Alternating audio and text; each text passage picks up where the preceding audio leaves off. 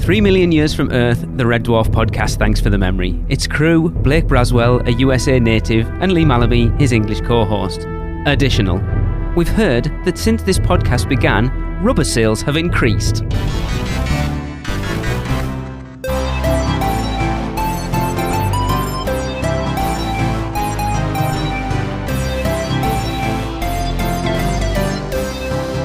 What's up, Smegheads? Welcome to Series 4 of Thanks for the Memory, a Red Dwarf podcast, where we rewatch every episode of the BBC comedy show Red Dwarf and discuss them.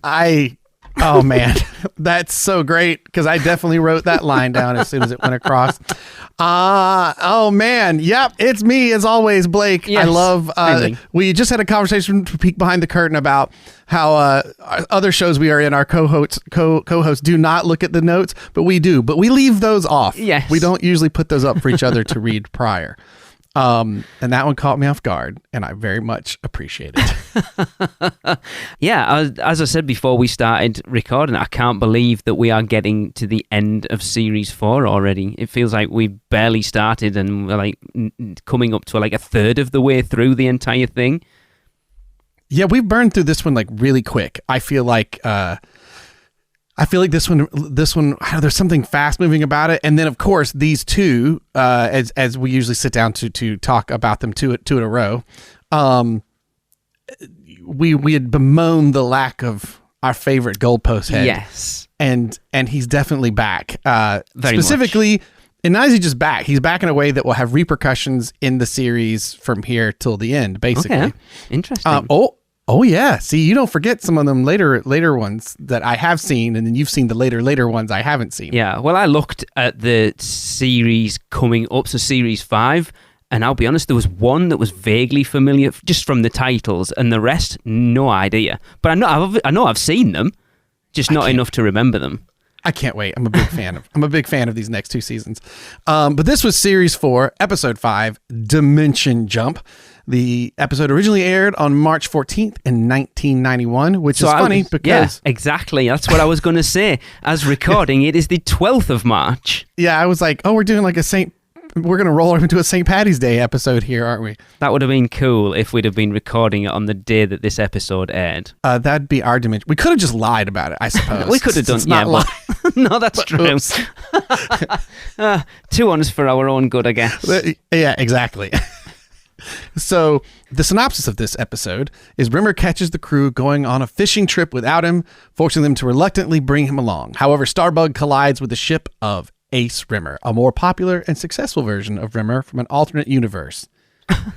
Boy, that's a short way to say that so much happens, right? This is one of those episodes that feels so much larger than its 27 minutes or whatever it is. And this goes back, I've wrote it in my show notes again, big sci-fi concept, but quite a small episode overall. Oh, yeah.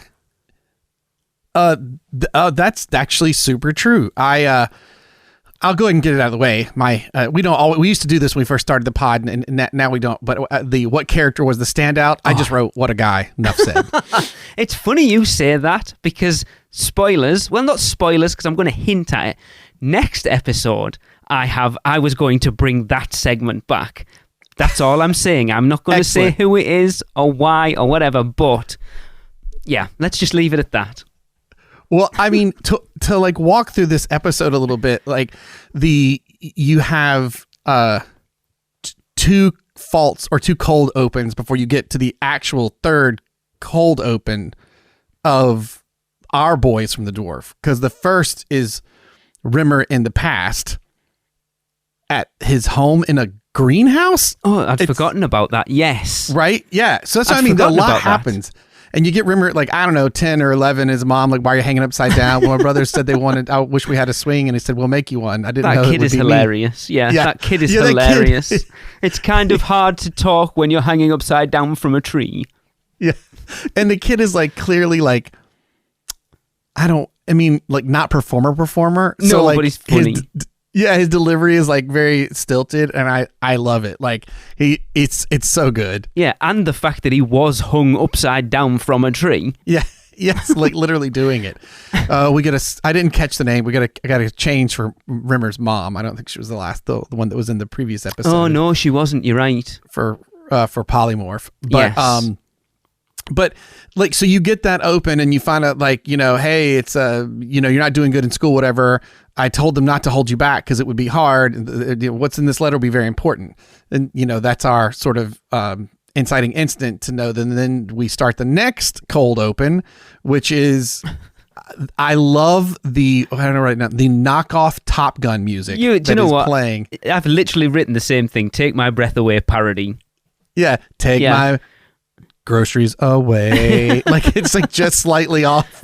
Like doom doom doom doom doom doom doom doom. That's brilliant. You know exactly what it's going for. And I even love the audience reaction for like the first look of Ace Rimmer is so good. Oh, and you did. This is where sometimes we need to be a video podcast as you flip your hair. Cause like I wrote that down. It's the hair toss that makes Ace. Absolutely. So, I used to be a full-time actor, and there are these little things that you'll find for a character that like, if I just do this little thing, it locks me right into whatever I need to be.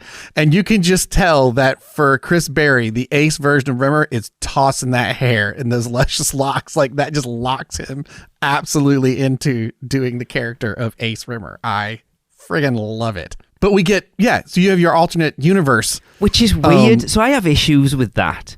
So this is our Ace universe, because and then I guess we'll call it Prime universe when we go back and forth a little bit, because as I was writing my notes I was like, I got to make sure I'm talking about this version or whatever. But this universe seems completely centered around Ace. Yes, because it's like why is, and we'll get to the decision later, even though if you're listening to this, you should have watched it by now anyway, so it's not a surprise, but I'm going to leave it there. It's weird that one decision from Ace changes everybody. Right, and the idea being that, everybody's like, well, it's so funny because this concept is so played out now between the Rick and Mortys and the multiverses of Marvel and DC and yada. Except that, like, as a kid, this idea of multiverse, like, was in my brain from literally Marvel and DC, but comics, not movies. And, was not necessarily in popular culture, as it is right now. But this idea that, like, there's infinite versions of us. But I love that in this universe, it's everybody's doing slightly better, or they are a completely different person. Completely different. Because yes, you can do Lister having a better life for some reason. He's an engineer and helps work on the test ships that Ace flies. Because you could argue that they still met, but because Rimmer wasn't the asshole that he was, that he actually buoyed Lister up to become what he became. That's fun. That would have been a fun twist if you'd found out that Lister is better because of the Rimmer in that universe. I kind of think it's kind of hinted at, but not specifically said. I think that's what they were going for, is that everybody else's life is better because of Ace Rimmer.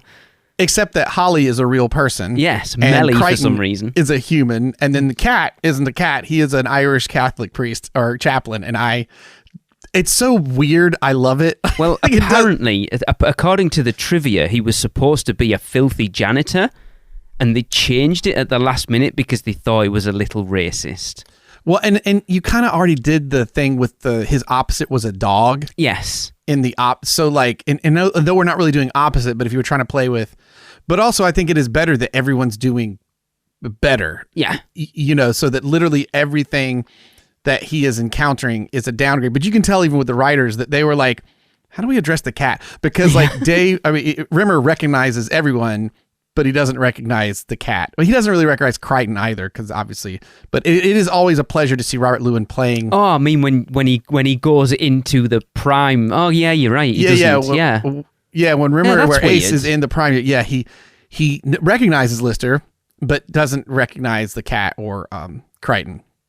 I never considered that. I think makes sense for Crichton, and he also doesn't recognize Holly. But he kind of mentions, who's the gorgeous?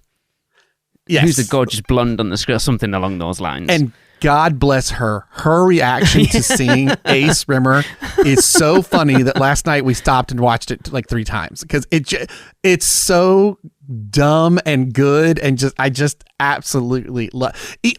That's that thing where you're like, guys, give her more of this stuff. Like, do you know what I mean? She is so good with this.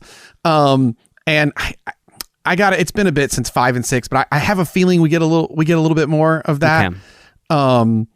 But it's so good. And I did write down from a pure, like, to be real for a moment. Ooh. I really like that Rimmer, the perfect version of Rimmer, is the one that was held back. Yes.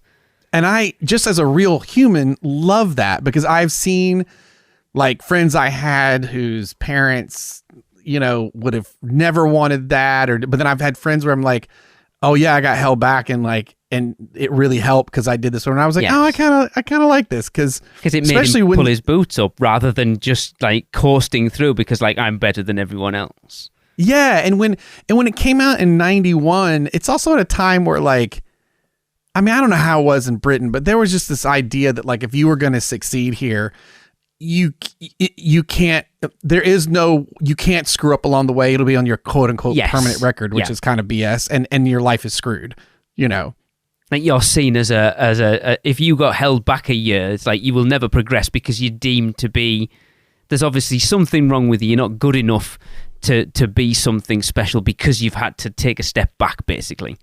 Right. Whereas instead, like I said, I have a couple friends that happened to, and it turned out way better for them. So I love that this is in here. It makes me wonder. I'm like, man, I wonder if like Rob Grant or Doug Naylor, like, I wonder if anybody experienced that because it's a nice little nod, but it's also good, like from thematically because Rimmer's convinced he didn't get the break. Yeah, because but I think that my issue with that is, unlike it is in the US, being held back a year or being bumped up a year isn't, certainly it may be a little bit now, but back then, at least in my experience, it wasn't really a thing. Yeah, I mean, like it would have been like you could fail the grade and have to do it again. No, that's not what it's like over here though. It's not like the US where you guys have to like pass your year, don't you, to progress to the next year. That's not a thing over here. You will go to the next year regardless. I think it might have changed slightly now. As I've said before, the Americanization of the UK is slowly but surely, you can see a lot of the things that happen in the US, that trickle-down effect where it comes over here a little bit, but still not to the extent it is in the US, but certainly not in 1990. Like, I was a kid at school at that point, and it certainly wasn't like we didn't have to, you just progressed. You could be thick as at school, it didn't. Look, trust me, I went to school with plenty of people who probably should have been. I hope none of them are listening. They probably should have been held back a year, but didn't. So it wasn't that. It wasn't a thing. Just so everyone knows, that was the original working title of this podcast. just to peel the curtain back a little.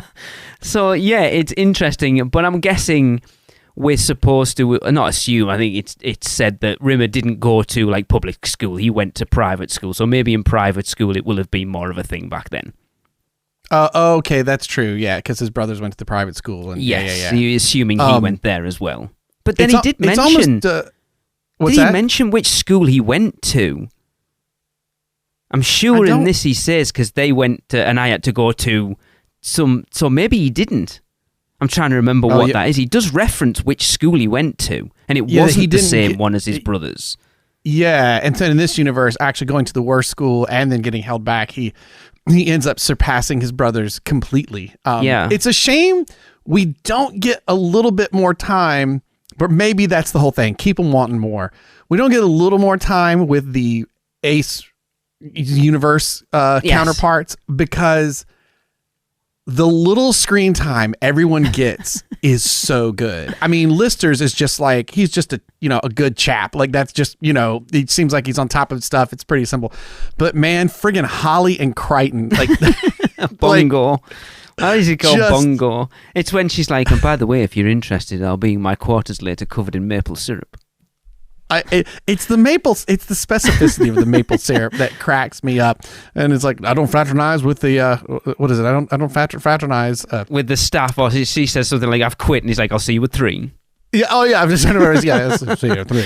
And then Crichton's like, "I'll be there if you're interested. I'll be in my quarters." And it's weird the way he pronounces it, because I would pronounce it Yes. Tarama Salata, but he says Tarama Salata, and I'm like, "What is that word you just said there?" I know Tarama Salata, and what about the way he says hummus? Hummus. Hummus, yes. Hummus. And it's like his like little writing. What if I'm covered in hummus? Yeah. Like going back to writing on the if it's paper. hummus? Yeah, brilliant. So much fun. It like they clearly have such a blast in that opening moment. I mean, Katz is just kind of funny because I don't know, he's like this priest, and what a guy. But like, God, the Holly and Crichton bit is just so good in that opening scene. Yeah. What made me laugh is though they obviously with spanners, you can see that his cap's not sat on his head just right, because they wanted him to make him look a bit more official. So he obviously pulled his rat's tails up and put them on top of his head and pulled the cap down over the top of it. And that's why it's not pulled down. You can see it's kind of quite proud because it's not sat properly on his head. And these are weird little things that I notice when I'm watching these episodes of trying to pull them apart and go, it's not really a big deal, Lee, shut up. Yeah, I know, but it's funny. I noticed it, and now I'm to the point. I noticed. I went, Lee's gonna say something.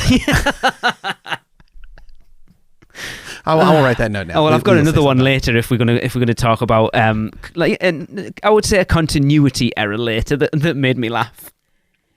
I did. Well, okay, we already covered that. Rubber shares went up this morning. I was looking back at my notes. I was like, oh yeah, that was the next one. Brilliant. Because I wrote Crichton's alternate version is perfect.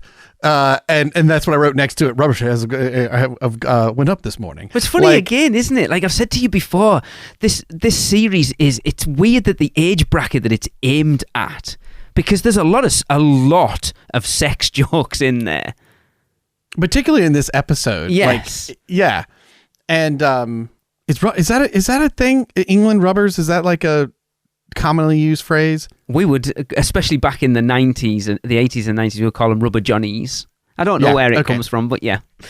I was like, because sometimes there's like weirdly they will say stuff that is more of an American slang, or back and forth, like, and you never quite know. Yeah, we do.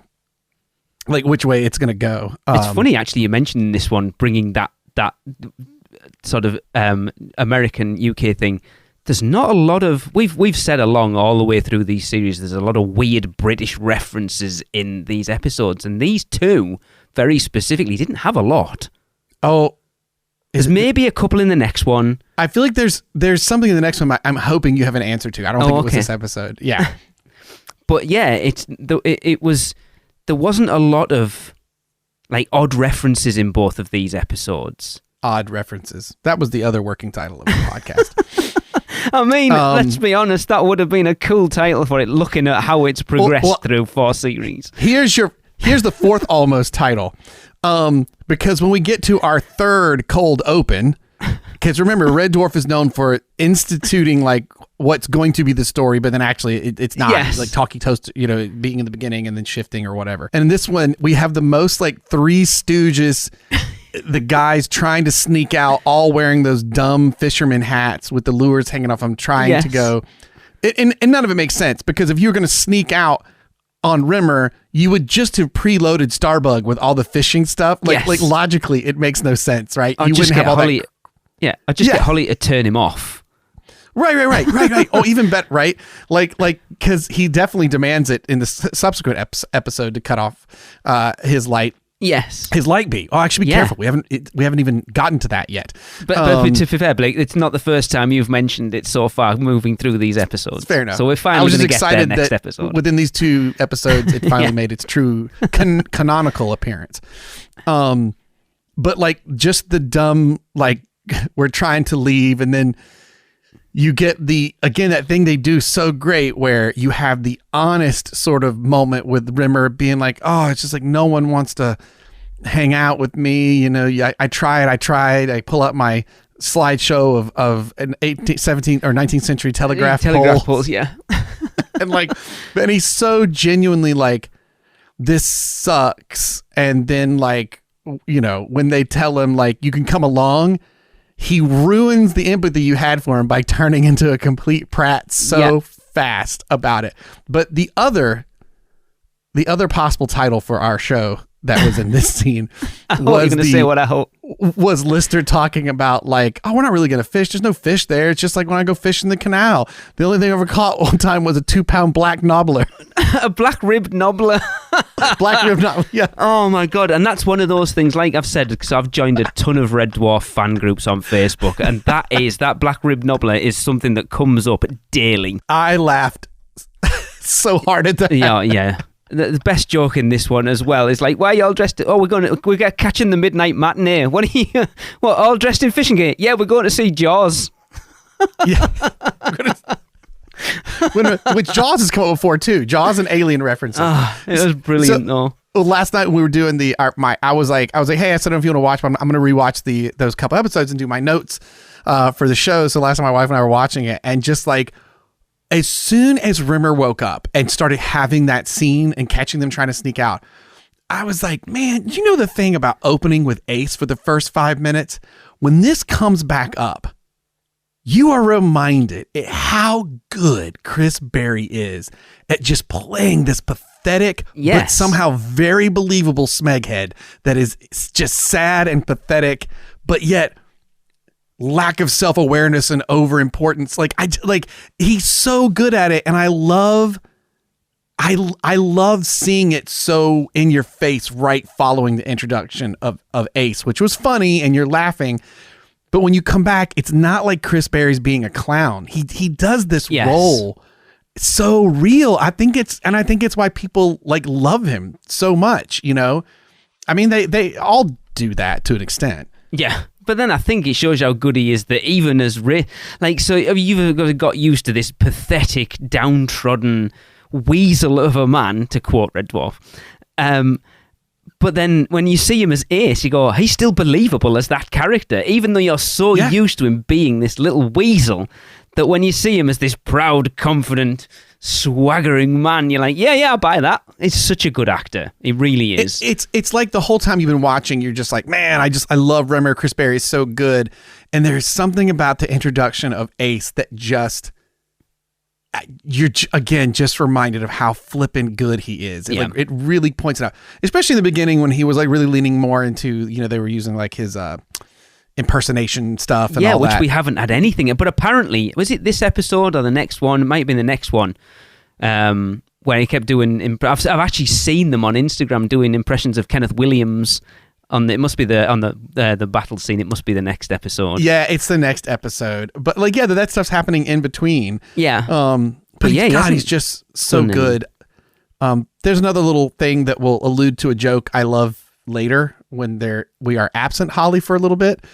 But it alludes to, I love seeing the beginning of things where it's like purple alert, purple alert. Well, it's worse than a blue, but not quite as bad as a red. I don't know. Mauve? Like a mauve alert. Yeah, really. She's funny. And I love that bit because, again, one of my favorite jokes, it might be series 6. It involves the colors of the alerts, and the delivery of it kills me. And I'm like, and I think we've said this before in especially because I have more of the 5 and 6 series burned into my brain. I love when I see things and go, oh man, they're going to bring a variation of that back that hits so hard, that like nothing gets thrown away. I love how Holly doesn't give a crap either, right? So you've got Crichton, Cat, and Lister all sneaking around trying to make it out like they weren't trying to go fishing without Rimmer, and then her little screen pops up. She goes, "Oh, who woke him up?"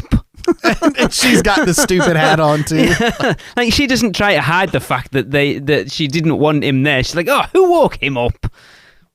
And that they're going to be stuck with it. It's like 2 months, right? Well, they were going to be gone for like a while or 2 weeks, whatever it is. Like, yeah. Because even Kat's like, why don't you just tell him you don't like him? Like, just tell him you don't want to be with him. Because if I saw him, I would go, "Hey, buddy, how's it going?" As he walks in the door. Hey. Cat this is another one of those episodes that even though it does focus on Rimmer, It's such a good ensemble for everybody. episode. Yeah, still. definitely. Yeah, everybody's got good stuff going on. I wrote. I love this stuff too, because as I've said in prior episodes, I love miniature stuff. The Starbug miniature crash after they crash into Ace's ship is so harsh and like brutal. Like it just comes down and goes bang like a dead head stop like straight into the rocks. I love it. I also love the sequence leading up to it where they don't have the budget to show you what's happening, so they're just telling you what's happening and reacting to it. Well, there's a bit like that in the next episode later on. I'm gonna reference. But I love the restriction of like budget on these things when you're aiming so high to do something like a sci-fi, and that is where again you couldn't make this now, because now, I mean, Blender's a free freaking app. Like you could make these things. I'm not saying it's not hard, but like it's doable, even if it's like 2011 Doctor Who quality CGI, but you could still like do it. And there is just something that would completely lose the charm. Like there's that composite shot of when Ace Rimmer is leaving in his ship and they're down in the, and it looks awful. I'm sorry, it looks terrible, because I said to Tracy that ship looks like a Thunderbirds, especially when it takes off. It's like 1970s Thunderbird shot. Why is it that Starbug, I mean, I can recognize it's a miniature, but for some reason it looked better. Yes, I agree. Off. That one looked, the Rimmer ship, the Ace Rimmer ship looks like a model. Like it looks like it's about 6 inches long. You think part of it is because it also looks like what you'd imagine, like it looks like what you'd imagine in a sci-fi series, where Starbug and Red Dwarf don't. Like they look like these utilitarian. They look like actual like ships probably would be, rather than like the stylized, futuristic spaceship. Like a Lamborghini in space. Yes, and I imagine like the shuttle in the first Alien film, like none of it's sexy looking, so it all looks real. It looks like that would exist. It would be. Like, yeah. And then this is like, it's just cool enough that it almost doesn't fit in Red Dwarf, but that blue screen is rough. And I did read where there was supposed to be, I think, a bit of dialogue and stuff that went on there that they didn't end up doing because they didn't get the effects for the composite shot quickly or something. Yeah, something like that. We would have gotten a little more out of the cast. One of the jokes, something like, was the priest cat looking at the real live human Holly, being like, "You smell like maple syrup," or something like that. That would be funny. Which I'm like, that's great. But just watching that takeoff, you were just waiting for 5, 4, like Thunderbirds. It's so Thunderbirds. I hope the person that did that ship isn't listening, by the way. By the way, actually reaching out, the person who, I think I said, did I send you the email from Phil, the guy who did Starbug 4? I think it was, he's going to kill me again because he actually got in touch with us to correct us because we got it wrong last time. Is it 7 or 8? I think it was Series 11. 11? Oh, 11. Okay. Yeah. I think we said we thought it was 8, and I think in the end it was like Series 11. I literally didn't read that email that long ago and already forgot, so apologies. Which series it was. Series 11, yes. He did the 3D printed Starbug for Series 11. So yes, I hope anybody who had any hand in making those spaceships for this episode are not listening, and if you are, please don't be offended.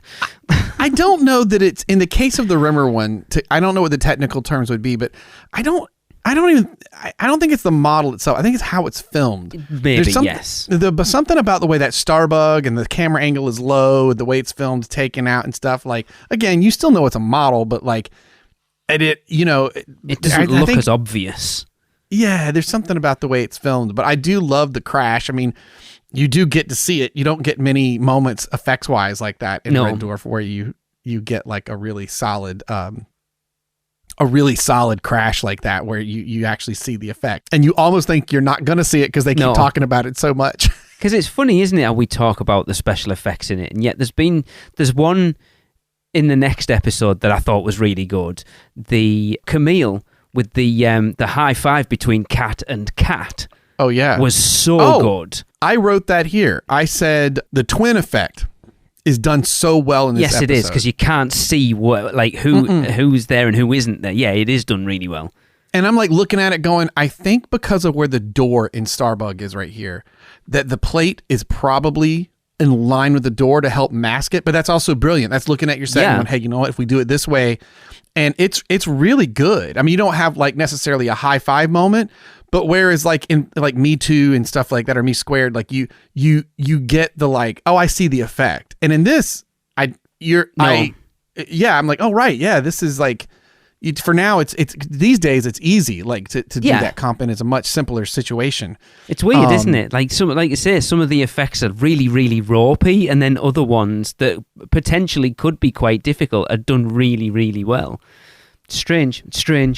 Yeah, you can like see the crew learning. Because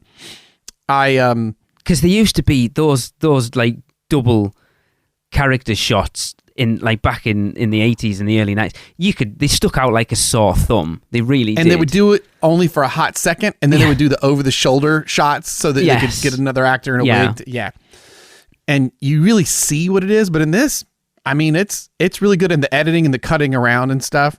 It's funny actually, because completely off topic. I was watching. There's a YouTube film channel I watch called What Culture, and they usually do these random lists of like 10 this, that, and the other. And there was there was one 10 mistakes in movies that you hadn't seen, and it was the Raiders of the Lost Ark, and you know the German, like the bald German guy in the proper like Nazi black hat.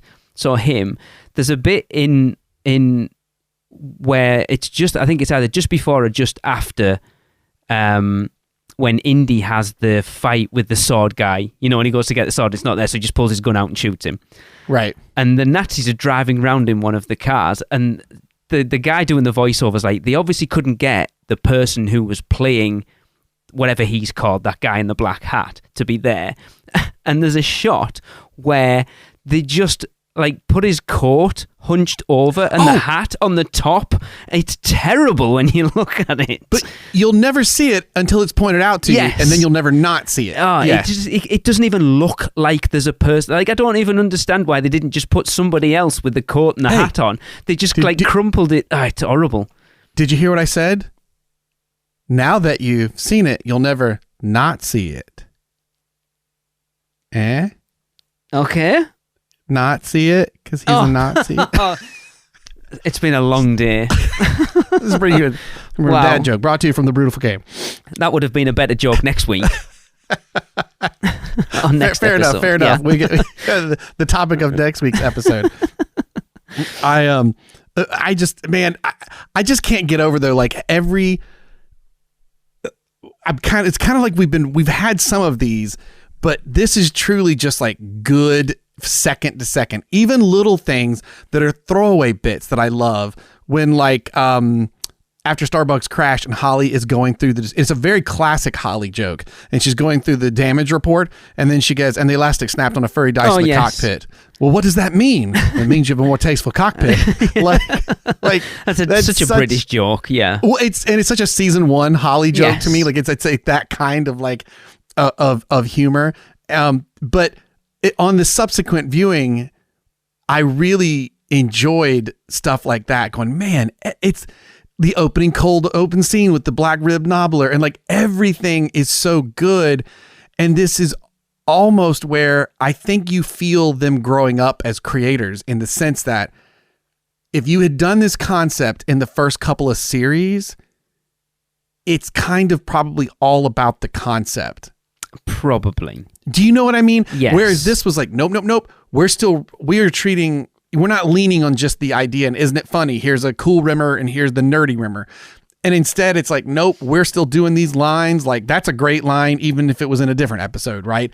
And they're just really keeping the whole show tight and not letting, I mean, again, I think it's that, you know, when we were creating shows, sometimes you're like, oh, this one thing is working and I want to do something more for this piece of entertainment with this thing. But you're like, yeah, but you know what? Don't stretch it too thin. Leave them wanting more.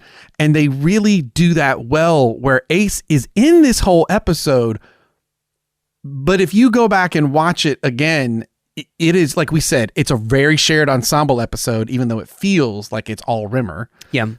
but it isn't. And there's like all these good moments. And we complained earlier, like about like, man, you got this new Holly in series 3 and like, they just don't give her anything to do, you know? And then finally you get to the white hole episode. And you're like, yeah, finally like, give her some like, but like, and by giving stuff to do, it didn't have to be a ton of stuff, but more lines like these things, or like, come off it. Who woke this guy up? You know, like more stuff like that. And this episode feels very, they're in the groove. You know what I mean? There's no wasted moment. It's interesting that you say that though, because one of the things that I liked very much about series 1 and 2 was because they didn't have the budget, it was very much about the writing and very much about the characters, which this episode is very much about the characters. Because I've wrote down in my notes that these 2 episodes we've already alluded to being very Rimmer heavy, and they are separated in the way that they show the 2 biggest character traits I think that Rimmer has. This one, he's always complaining that everyone else got the breaks and he didn't, and he's where he is because of somebody else, not by his hand. And then the next one is his fantasy, I guess, is of a way of him always wanting to play out a certain fantasy that he actually gets to do in the end. And it's interesting, like we said, the 2 episodes previous to this, we complained that yes, they were focused on Rimmer, but they weren't about Rimmer. Yeah. Well, and you actually said something interesting by saying, like, you know, in the beginning they didn't have this big budget. It was very character driven, and how we liked that second episode of series 3 where it was just Rimmer and Lister trapped and right. This and feels like that. And I'd say this is what's impressive about this. So there is a bigger budget, and they're taking a swing at this concept, but they still really leaned into, like you said, this is a high sci-fi concept, but it still feels like a very tight and small story. Yeah. I think the second episode, the season finale, the series finale is, I think, as well, very. It's bigger, but it's not that much bigger. No, exactly. And I love that. Again, it's another one where everybody shines really well. And I think I'm curious, you know, because your memory, right, of as we've encountered already, we're going, oh, I know this one is one of my favorites, and being like, oh, you know what, I think I like this other one better than I thought I did. Or this moment that I love was attached to this. God, I thought it was from something else. Or, you know, but I feel like they really get a groove for how the crew works together, which I think they do just long enough to then shake things up again. But yeah, I agree with, because we've said, haven't we, that it's like the first few series, they were like, wait, we've got these 3 characters and we're not sure how to fit Kat in there.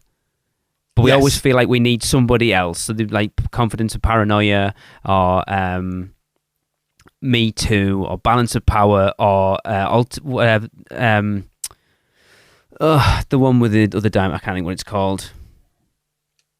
The series finale of series 2, where is that the dog and the different versions. What's it called? Oh, it's Parallel Universe. Yes. Yeah.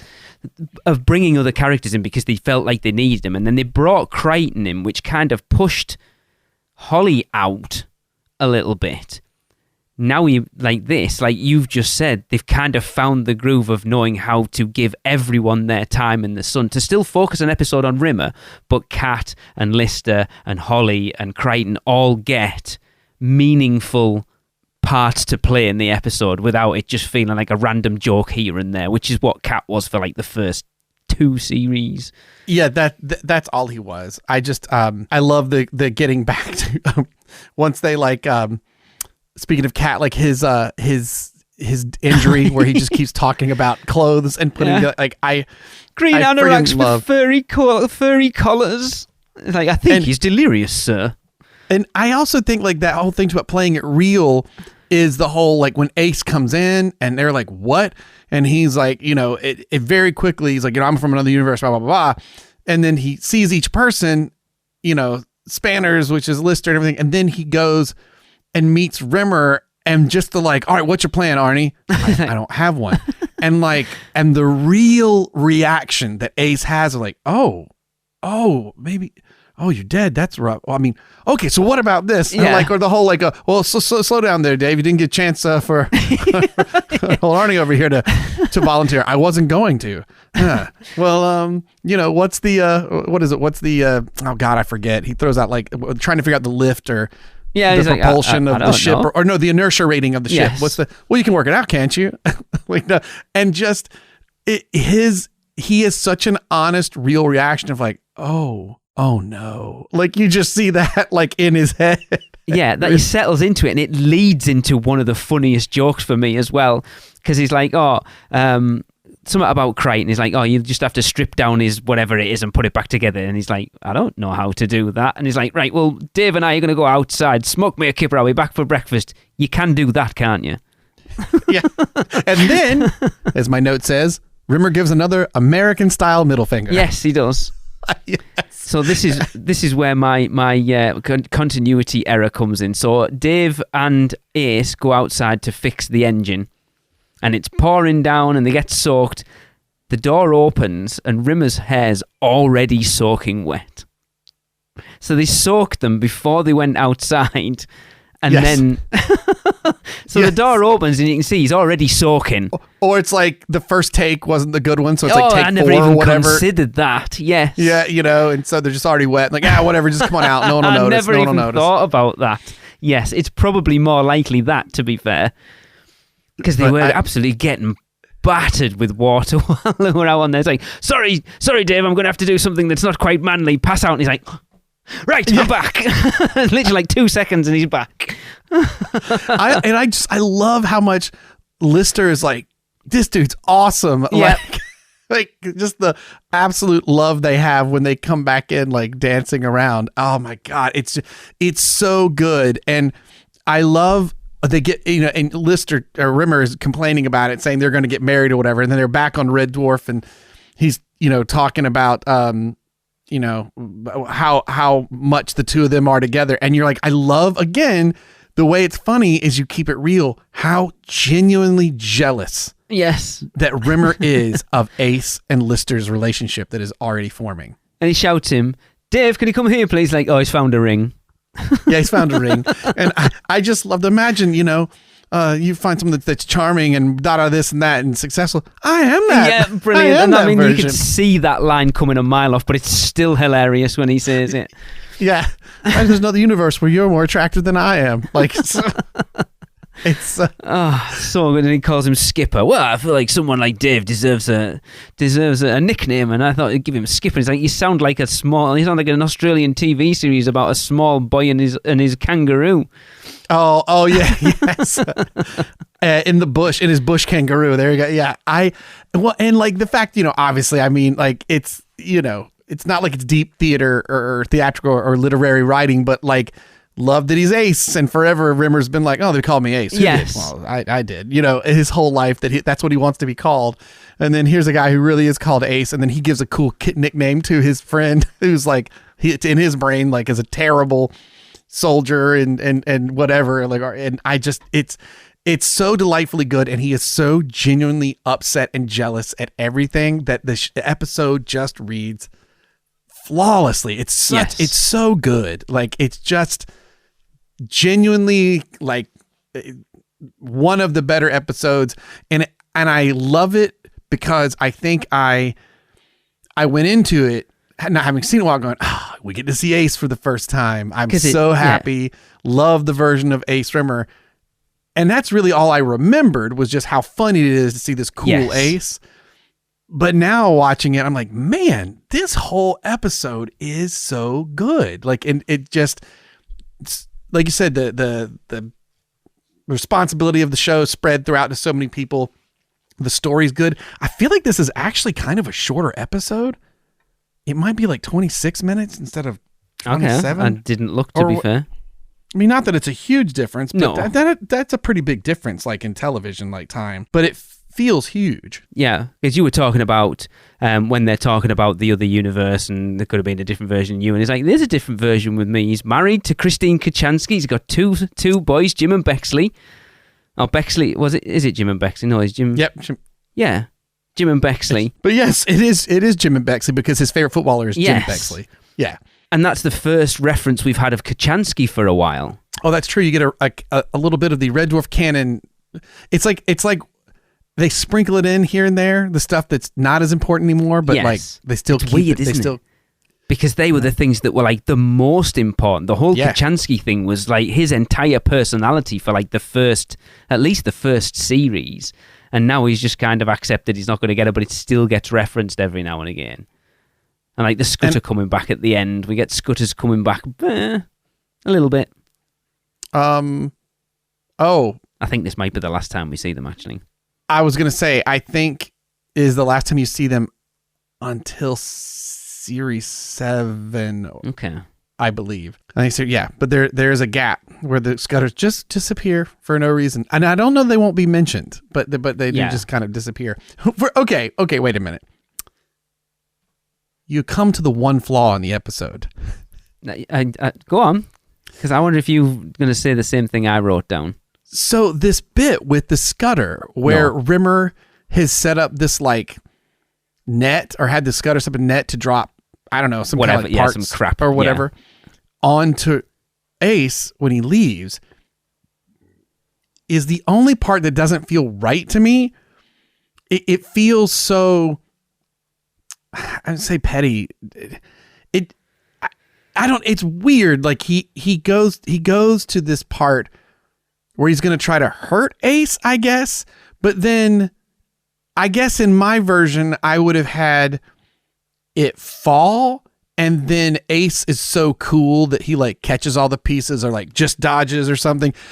But it doesn't work when the Scudder pulls the string. And then Ace just turns around and looks at it and shakes his head. And it's very anticlimactic. But I think that's the point. I think it's... So we've established that Ace thinks or knows at this point that Rimmer's useless.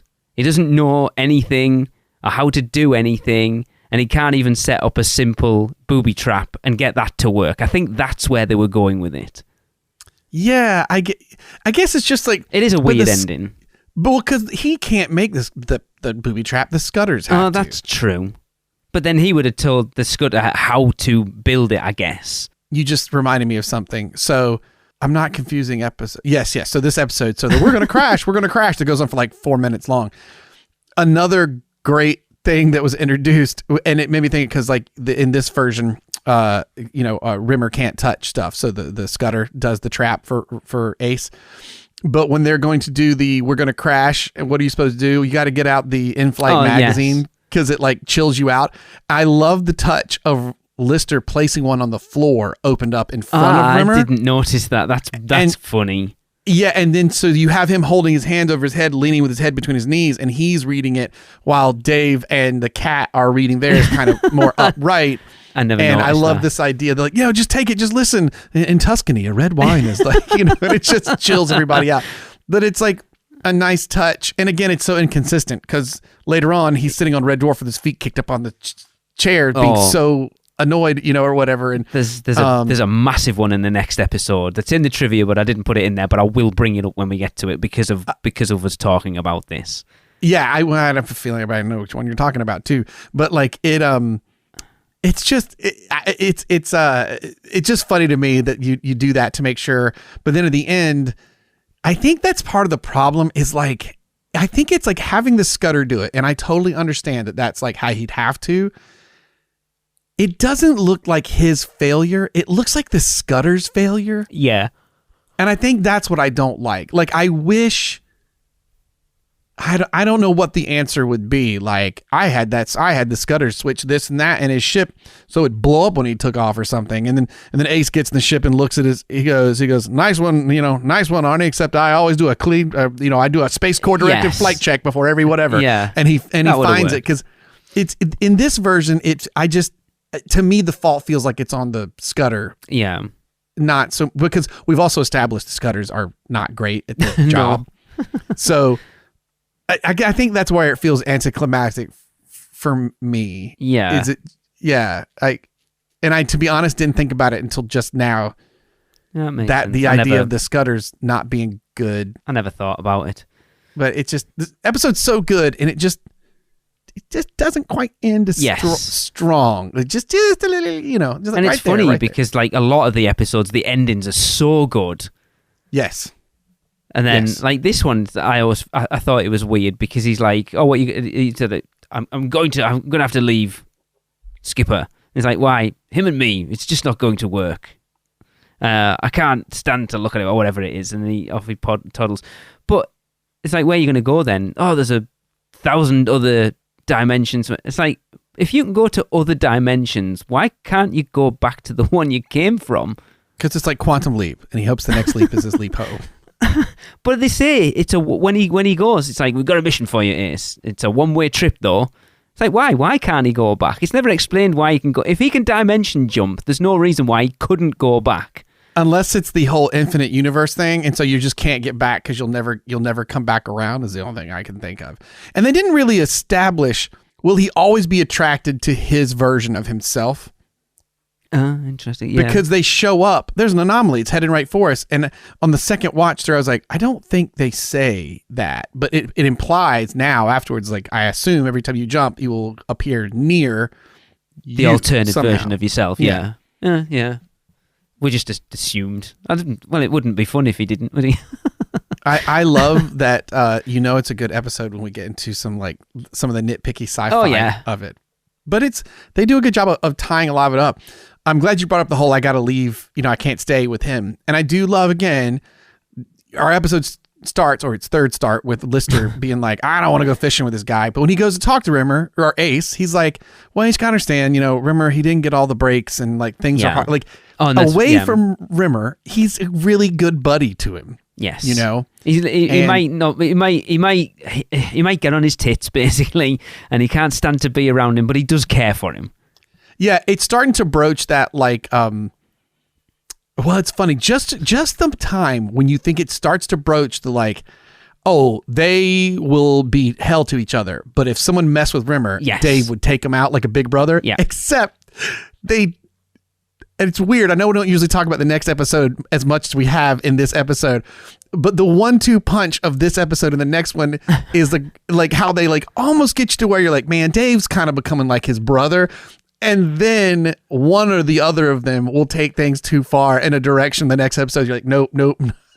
Like, no, but then, it's you see.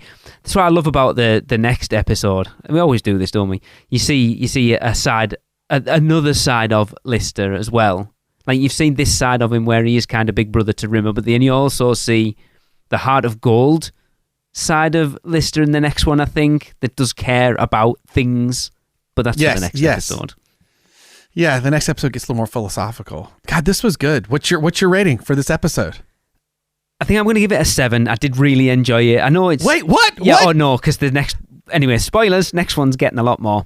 Oh, wow.